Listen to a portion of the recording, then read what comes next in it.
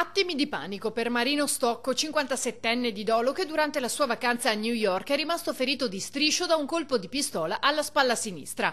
Tutto è successo in pochi secondi, nemmeno il tempo di capire che cosa stesse accadendo, e una normale giornata ha rischiato di tramutarsi in tragedia per il veneziano, di professione posatore di marmi, giunto negli States a luglio.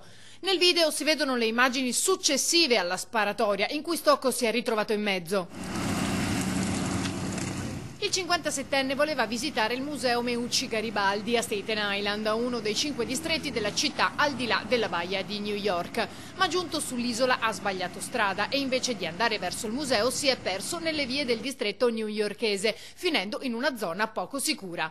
Qui, mentre cercava informazioni per arrivare al museo, è stato raggiunto alle spalle dal proiettile. Si è accasciato sul marciapiede finendo in una pozza di sangue. Poco dopo è stato soccorso dalla polizia giunta in breve sul posto, medicato e curato in ospedale.